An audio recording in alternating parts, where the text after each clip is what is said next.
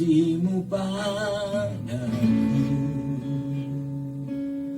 mengalir di sepanjang hidupku, tak berubah setia-Mu padaku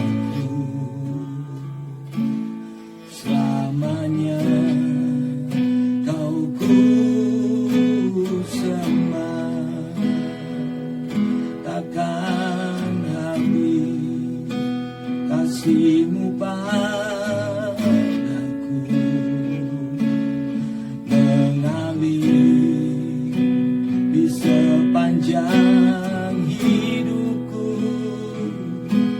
tak berubah setia-Mu padaku selamanya. Kau ku sembah, takkan habis kasih-Mu padaku mengalir di sepanjang hidupku, tak berubah setia-Mu padaku selamanya. Kau ku sembah, takkan habis kasih-Mu padaku mengalir di sepanjang hidupku, tak berubah setia-Mu padaku selamanya. Kau ku sembah, selamanya.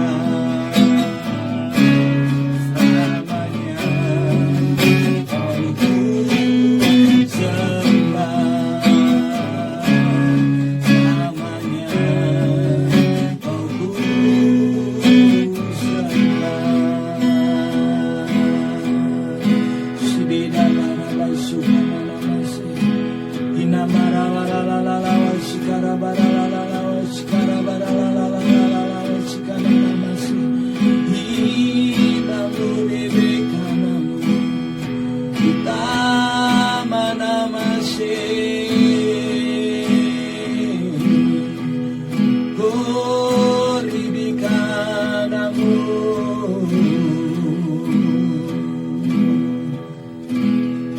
Roh-Mu sedang mengambil alih Tuhan di dalam segala situasi, di dalam segala keadaan. Kuasa-Mu besar di dalam kehidupan kami. Terima kasih, biarlah firman-Mu ini Tuhan yang menyegarkan kami. Firman-Mu ini yang meneguhkan kami, untuk kami tahu bahwa kami anak-anak-Mu. Kami ditentukan Tuhan di dalam segala kebaikan yang ada dari Tuhan. Karena itu kami tahu Tuhan, Engkau kekal selamanya. Semuanya boleh berlalu, tetapi kami tetap ada bersama Tuhan. Kami memerintah bersama Tuhan. Terima kasih Tuhan, Engkau baik buat kami hari ini. Kami bersyukur Tuhan, dan kami terus akan menikmati kebaikan-kebaikan-Mu dari hari ke hari. Hidup kami akan mempermuliakan nama-Mu. Hidup kami menjadi bukti bahwa Engkau Allah yang mencukupkan, Engkau Allah yang setia, dan Engkau Allah yang hidup di dalam kehidupan kami. Terima kasih, banyak orang akan melihat dan percaya. Mereka mengaku Yesus Tuhan. Dengan lutut mereka menyembah Engkau Tuhan. Di hari-hari ini kami tahu Engkau akan membuktikan bahwa hanya ada satu Tuhan yang hidup, yang telah bangkit, yang mempunyai kerajaan surga, yaitu Tuhan Yesus Kristus. Engkau yang memberkati firman-Mu saat ini, dan yang akan berkuasa atas kami, sehingga kami Tuhan boleh dimerdekakan. Kami boleh menikmati segala sesuatu yang luar biasa, besar, ajaib, dan mulia, sebab tidak ada perkara yang mustahil bagimu. Di dalam nama Yesus Engkau menyertai hamba-Mu untuk menyampaikan firman-Mu Tuhan, supaya firman ini benar-benar utuh dari mulut-Mu sendiri untuk kami terima dan diberitakan Tuhan di dalam setiap kehidupan kami anak-anak-Mu. Di dalam nama Yesus, berkat-Mu turun atas kebenaran firman-Mu saat ini. Haleluya. Amin. Puji nama Tuhan. Mari kita siapkan firman Tuhan. Alkitab kita buka di dalam Yohanes pasal yang kedua. Kita akan bersama-sama membaca 1, 2, 3. Pada hari ketiga ada perkawinan di Kana yang di Galilea, dan ibu Yesus ada di situ. Yesus dan murid-muridnya diundang juga ke perkawinan itu. Sampai di sini dulu. Saya akan baca firman Tuhan ini. Bapak Ibu Saudara,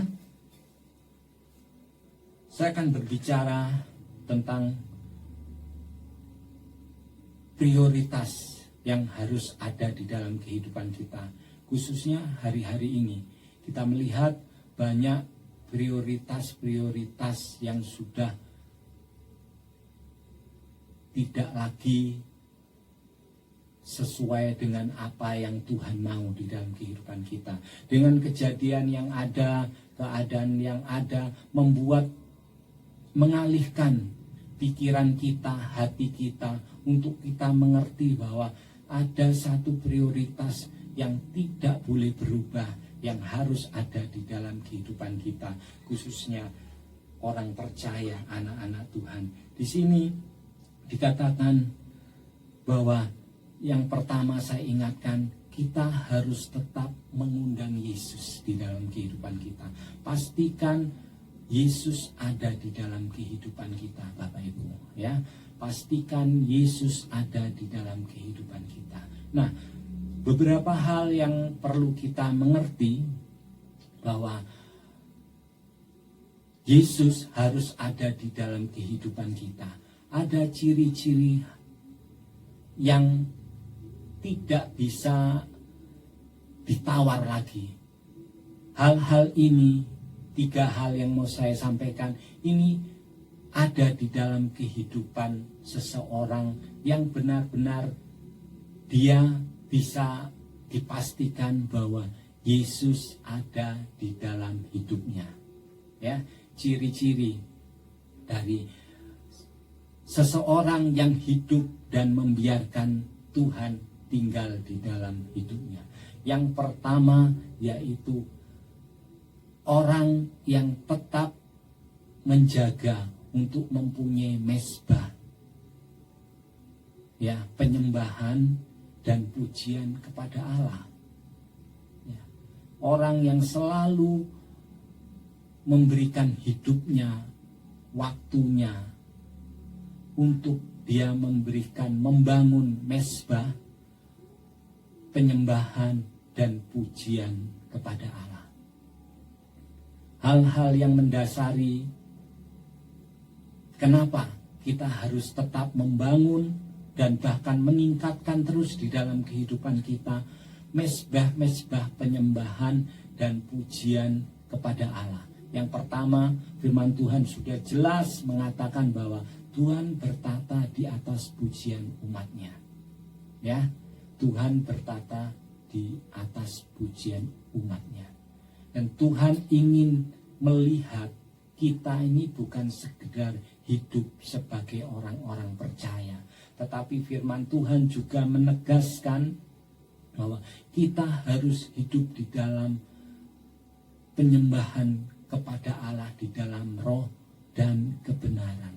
Sembah Tuhan di dalam roh dan kebenaran. Bukan sembah Tuhan dengan kekristenanmu, dengan anggota gereja. Kita sudah membuktikan bahwa saya anak Tuhan, saya anggota gereja.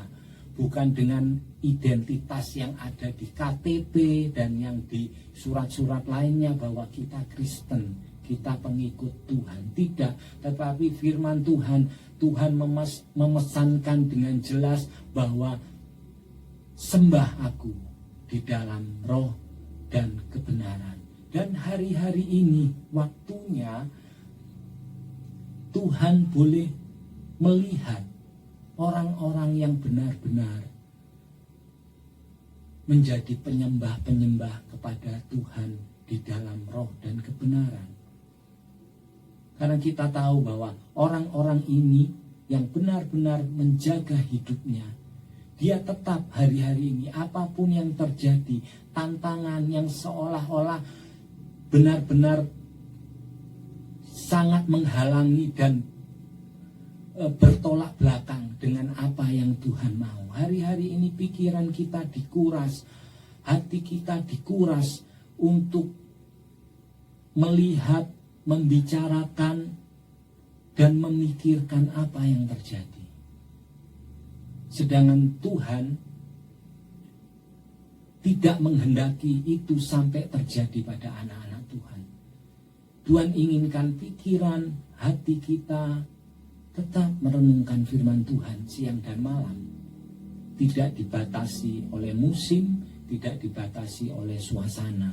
Tidak tercatat itu di dalam firman Tuhan. Bahkan Tuhan katakan bahwa renungkan firman itu siang dan malam. Tidak ada jeda.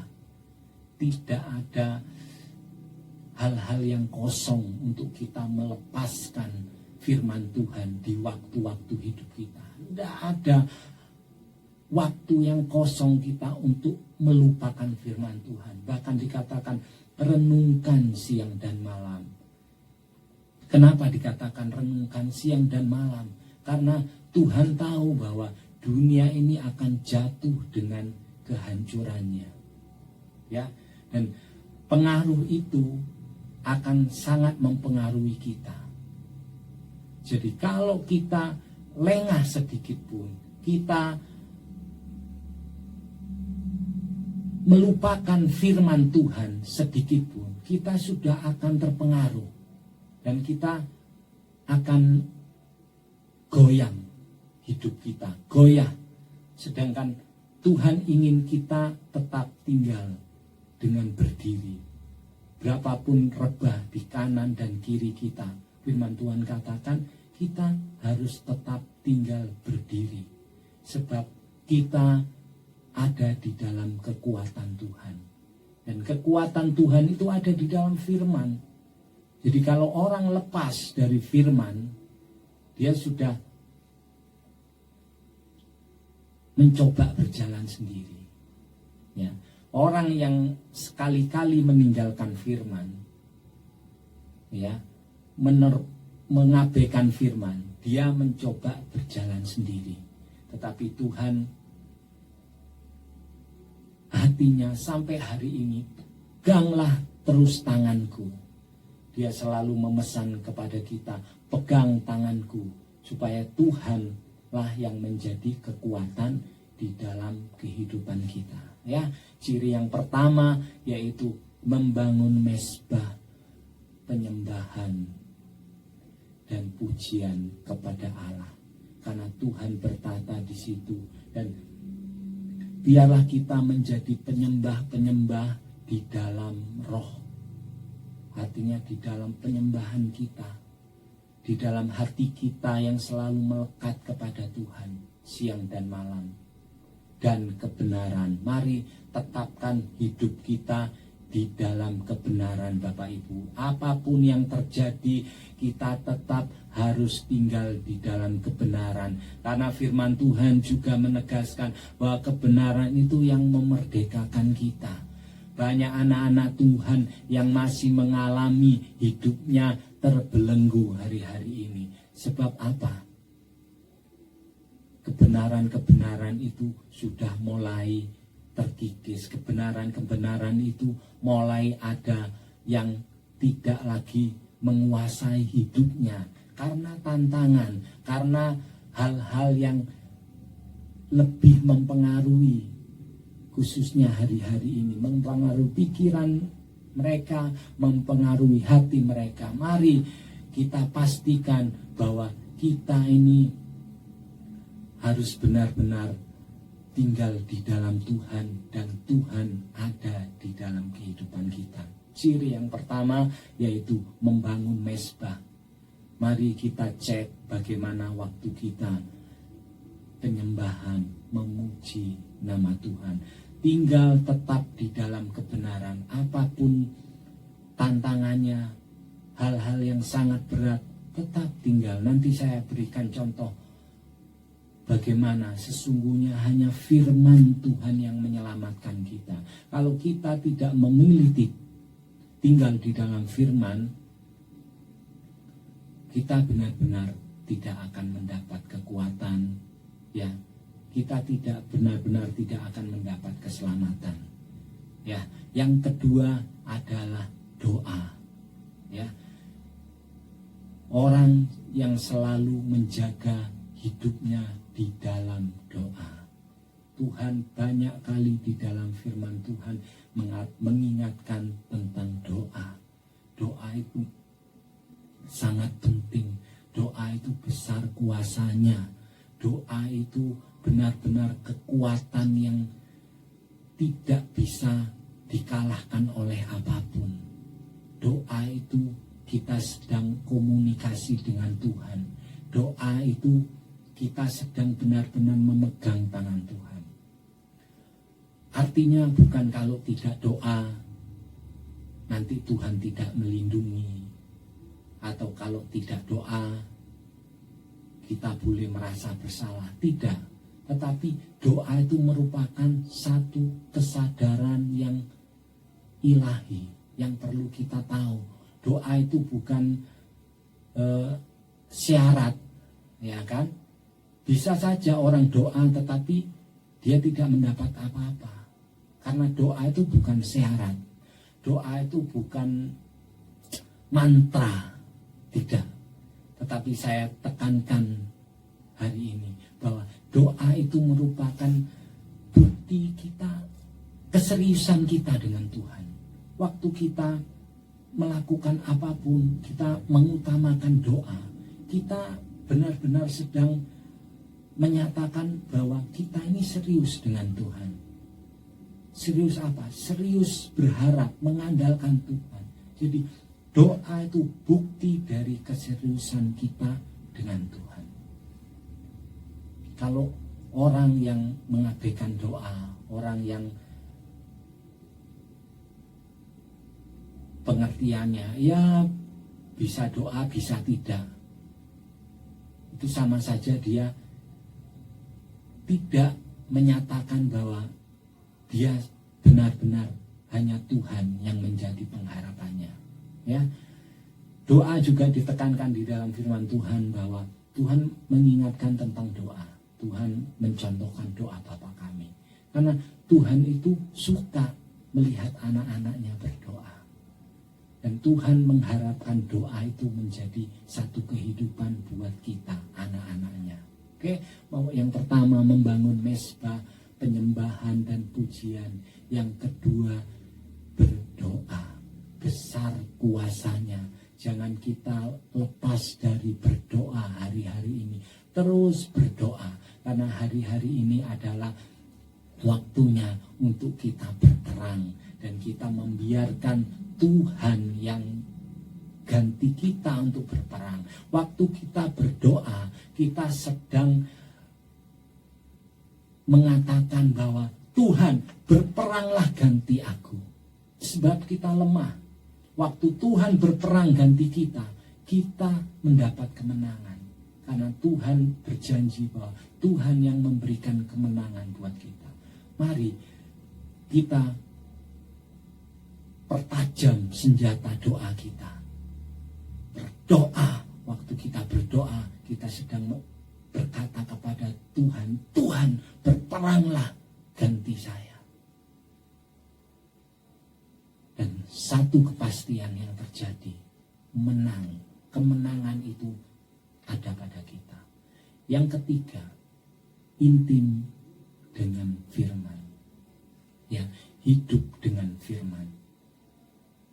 Dasarnya karena firman itu menciptakan segala sesuatu yang tidak ada menjadi ada.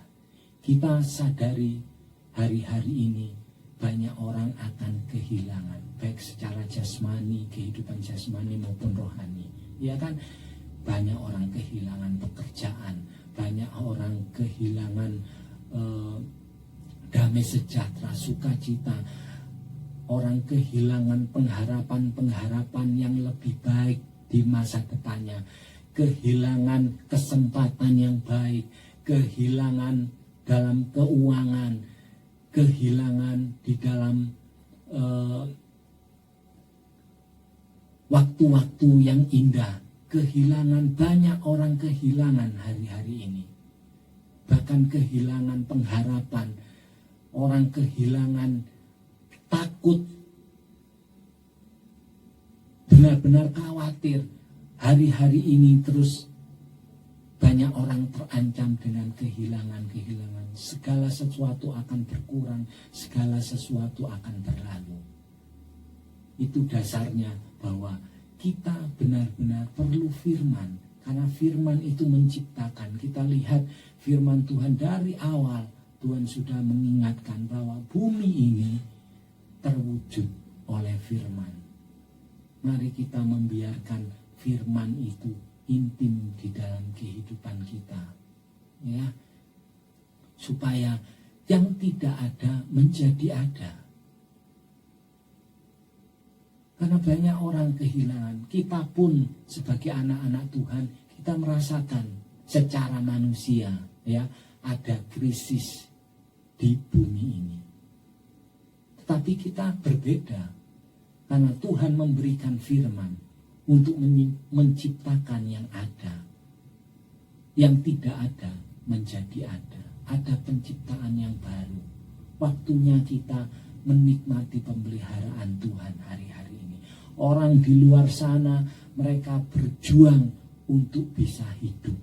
Tetapi kita anak-anak Tuhan, kita bersiap untuk menerima pemeliharaan Tuhan di dalam kehidupan kita. Ya, kita benar-benar melakukan firman Tuhan supaya segala sesuatu yang kita perlukan di hari-hari ini, waktu kita tinggal di dalam firman, itu akan tercipta dengan caranya Tuhan, dengan bagaimana yang Tuhan akan lakukan. Jangan kita mengatur. Tuhan itu kreatif, sangat kreatif untuk memberkati kita. Jadi kita tidak akan sampai dengan apa yang Tuhan pikirkan, sebab Dia besar. Jadi kalau kita sampai tidak bisa memikirkan Tuhan, kita sampai tidak bisa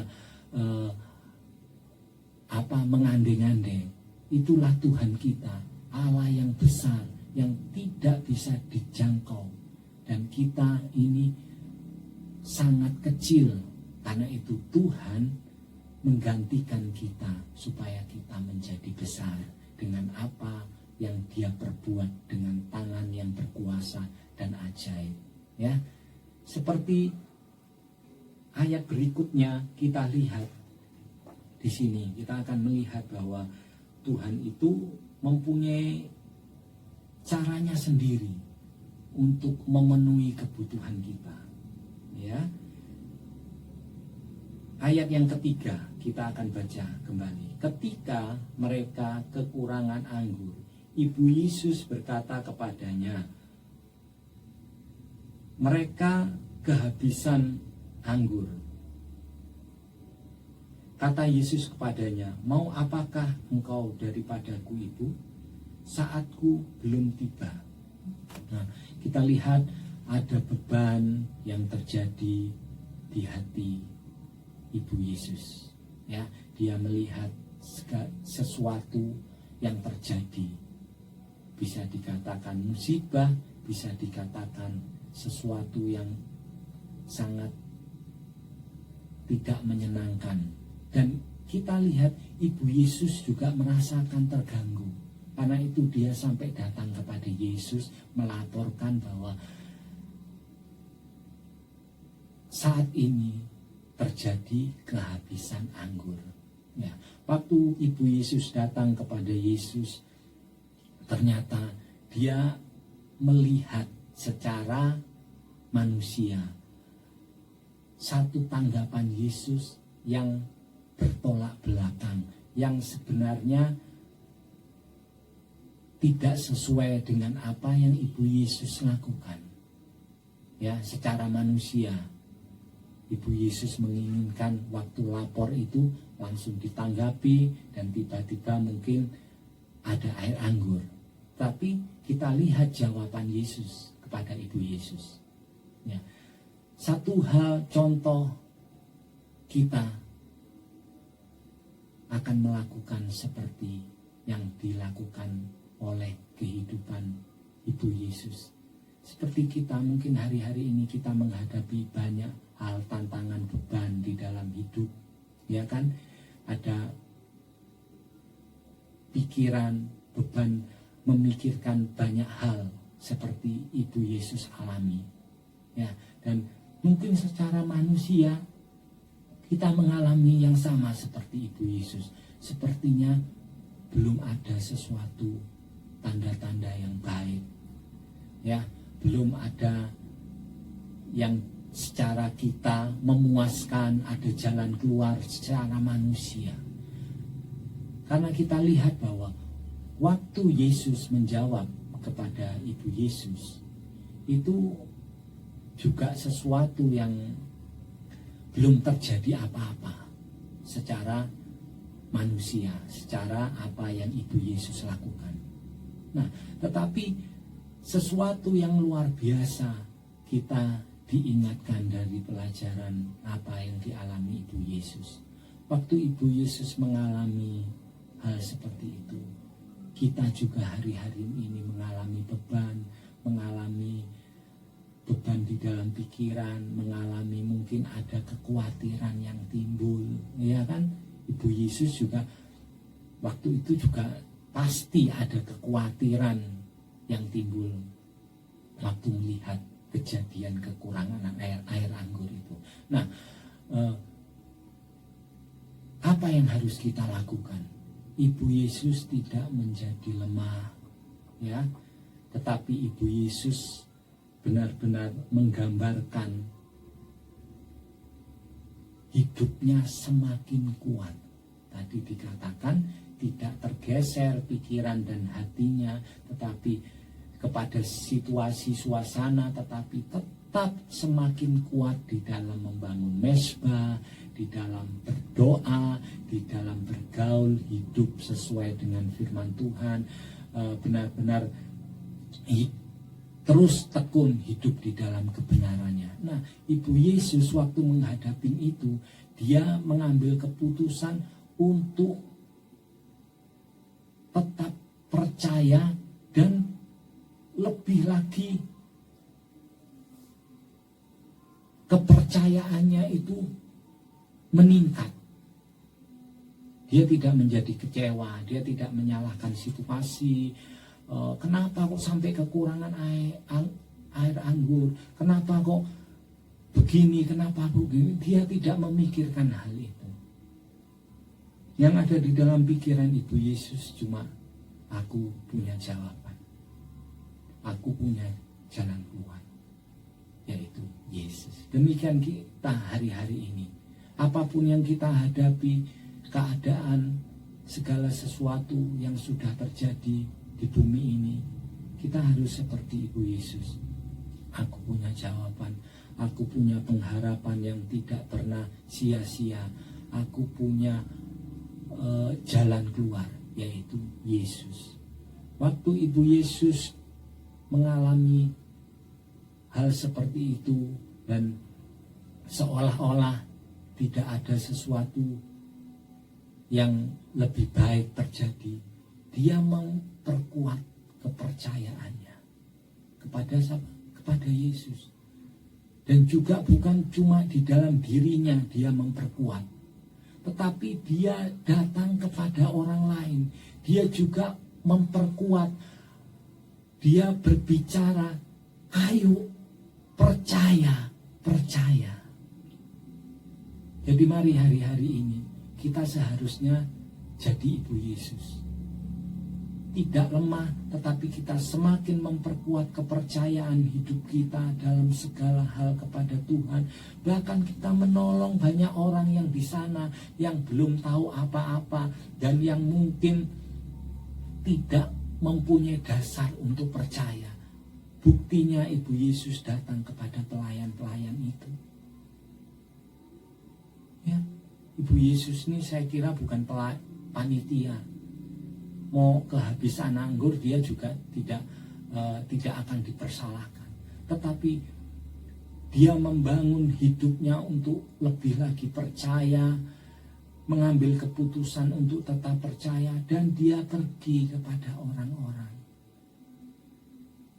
Contohnya dia pergi kepada pelayan-pelayan itu. Dia katakan, "Dek, Mas, kamu harus tetap percaya." Jadi waktu disuruh apa, lakukan. Itu artinya kamu tetap harus percaya. Kamu harus percaya. Kamu harus percaya. Waktu Ibu Yesus melakukan itu dan respon dari pelayan-pelayan itu juga meresponin dengan baik apa yang dikatakan Yesus. Apa yang dikatakan Ibu Yesus. Pelayan-pelayan itu juga menikmati segala yang baik sampai dia boleh menghidangkan, membawa air anggur itu kepada pemimpin pesta, dan pemimpin pesta benar-benar sangat menghargai apa yang sudah terjadi. Ya, dia juga menikmati segala yang baik. Pelayan-pelayan ini pasti kalau ini boleh diceritakan kepada pemimpin pesta dan orang-orang mempelainya juga, pelayan-pelayan ini juga diberikan satu penghargaan. Karena dia semuanya ini terjadi. Karena kalau pelayan-pelayan itu tidak percaya apa yang dikatakan Yesus, sepertinya tidak akan terjadi yang tertulis bahwa air anggur itu diciptakan baru dan yang terbaik. Jadi kita lihat dari inti kisah perkawinan di Kana ini. Mari kita memperkuat iman kita. Bahkan kita harus datang kepada orang-orang di sekitar kita untuk kita juga ngomong, ayo percaya kepada Tuhan, percaya kepada Tuhan, percaya kepada Tuhan. Dan berikutnya yang akan berbicara tentang bukan sekedar percaya, tetapi taat. Ya, dikatakan apa yang dikatakannya lakukan, taat. Jadi pelayan-pelayan ini bukan sekedar percaya kepada Yesus, tetapi dia juga melakukan apa yang Yesus katakan. Meskipun itu tidak masuk akal, bertentangan dengan ilmu pelayan-pelayan ini, bertentangan dengan kehidupan pelayan-pelayan itu, yang selama ini pelayan itu cuma melihat anggur sudah jadi. Sekarang pelayan-pelayan itu dibawa dalam tanda kutip untuk menciptakan anggur yang dari air. Itu sesuatu yang sangat tidak mungkin. Secara manusia pelayan-pelayan itu kalau dia tidak meresponin firman Tuhan dengan baik, dia akan mencibir dan dia tidak akan melakukan hal yang secara manusia konyol. Tempayan-tempayan itu buat pembasuhan dan yang dimasukkan air dan tidak ada campuran apalagi. Nah, secara manusia pelayan-pelayan itu sesuatu hal yang tidak mungkin. Tetapi kita belajar. Mari kita taat. Selama itu firman. Apa itu firman, Pak? Dia. Yang kita tahu di dalam hidup kita yaitu Alkitab ini, itu firman. Selama itu berkaitan dengan firman Tuhan, taat.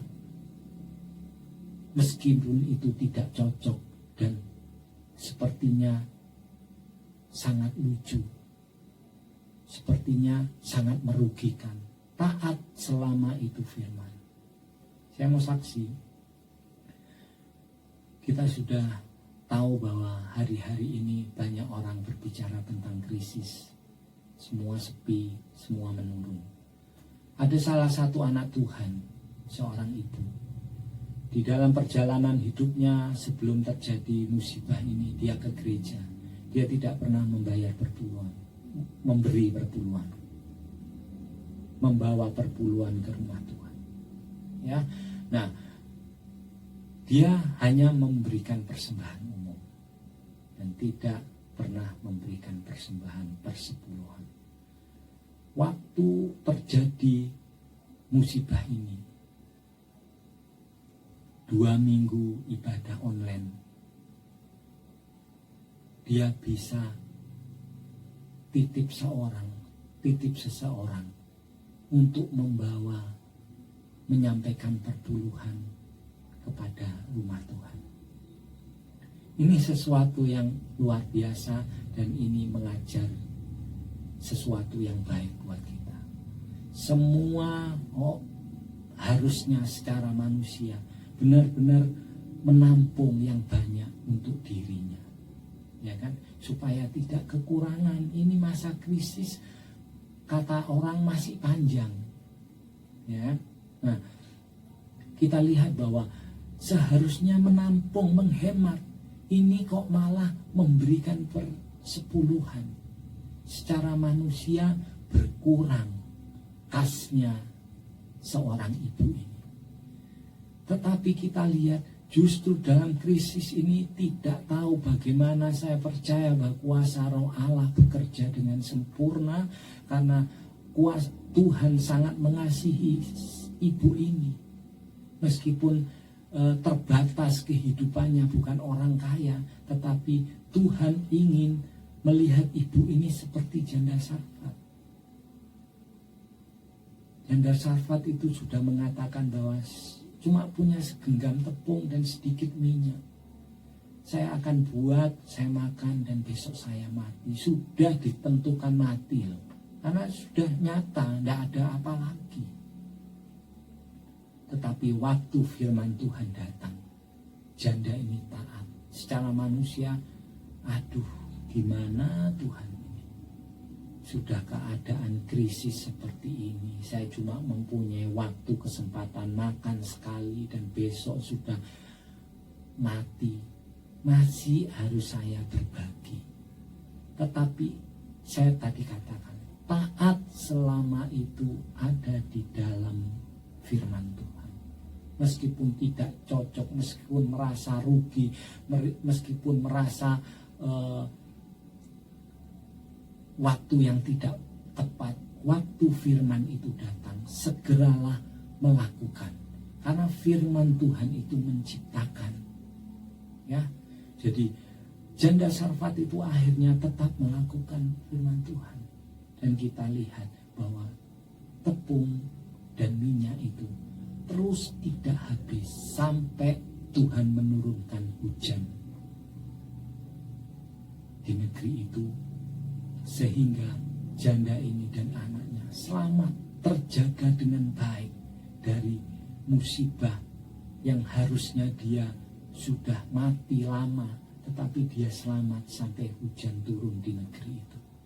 Saya percaya seorang ibu ini, dia bukan sedang mengurangi keuangan rumah tangganya, tetapi dia sedang membiarkan Tuhan mengambil alih keuangan keluarga ibu ini. Jadi bukan secara manusia dia berkurang, tetapi di dalam kerajaan surga ibu ini sedang membiarkan segala kebutuhannya, segala apa yang diperlukannya benar-benar ada support dari kerajaan surga yang tidak pernah krisis, yang tidak pernah bangkrut, yang tidak bisa dirusakkan oleh apapun. Karena firman Tuhan mengatakan, beri harta di surga, taruh harta di surga, karena tidak ada ngengat dan karat di sana. Kerajaan surga tidak bisa terpengaruh oleh apapun juga, tidak akan krisis, tidak akan terpengaruh dengan apa. Dia tetap. Karena itu mari kita putuskan untuk hidup kita disupport oleh kerajaan surga. Bagaimana supaya disupport oleh kerajaan surga? Mari kita taat dengan firman Tuhan yang sudah datang kepada kita. Selama itu firman Tuhan cocok tidak cocok dengan kedagingan kita, lakukan. Sebab Tuhan itu tidak pernah berhutang, dan Tuhan itu bukan kekurangan untuk meminta sesuatu kepada kita, tetapi supaya kita ada di dalam satu kehidupan yang baik. Karena berkat Tuhan ada di atas orang-orang yang taat melakukan firman Tuhan. Ya, jadi kita lihat bahwa percaya dan mulai melakukan yang namanya ketaatan. Dan ketaatan itu bukan sebagian. Ya, banyak orang melakukan ketaatan dengan apa yang ada di dalam suasana hati. Jadi kalau kita melakukan ketaatan, melakukan sesuatu, ya perintah, bagian-bagian tertentu, maaf, itu tidak bisa dibilang orang itu ada di dalam ketaatan. Orang itu sudah taat, tidak bisa. Karena ketaatan yang Tuhan jelaskan adalah ketaatan yang sempurna. Ketaatan kerajaan Allah yang sempurna. Jadi ketaatan, mari kita akan taat dari hal yang terkecil sampai yang terbesar. Jadi ketaatan itu harus semua kita lakukan, baru kita boleh dikatakan kita orang yang taat kepada Tuhan. Ya, nah kita lihat di sini bahwa waktu kita melakukan semuanya terjadi dengan baik, bahkan pemimpin pesta sampai mengagumi kejadian yang ada, menyimpan anggur yang terbaik sampai akhir. Mari kita melakukan ketaatan itu, supaya keadaan kita dari dulu sampai akhir kita tetap dalam keadaan baik-baik. Sebab Tuhan yang ada bersama kita. Waktu kita melakukan sesuatu perintah Tuhan, percayalah Tuhan akan juga melakukan sesuatu buat kehidupan kita. Amin. Mari kita bersama-sama mengucap syukur. Tuhan, terima kasih buat firman-Mu.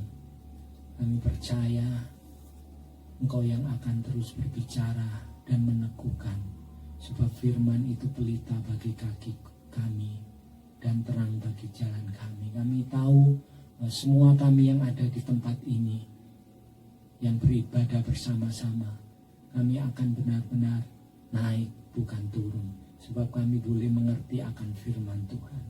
Terima kasih banyak Bapa. Kami bersyukur buat segala kemurahan-Mu. Terpujilah nama-Mu. Mari saya jemput kita, angkat tangan kita untuk menerima berkat Tuhan.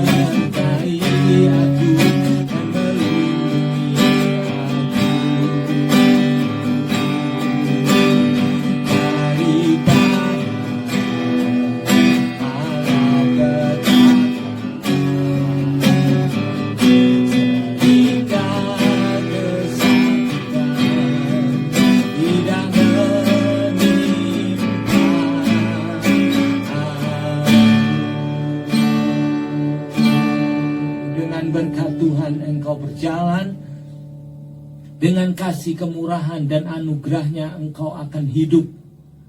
Apa saja yang engkau perlukan disediakannya kepadamu. Kesetiaan dalam firman akan membawa engkau masuk di dalam kuasa kebangkitannya untuk engkau diselamatkan dalam segala hal dan menerima keselamatan yang kekal, yaitu di dalam kerajaannya. Terpujilah nama Tuhan. Kami terima segala berkat-Mu di dalam nama Yesus. Haleluya. Amin.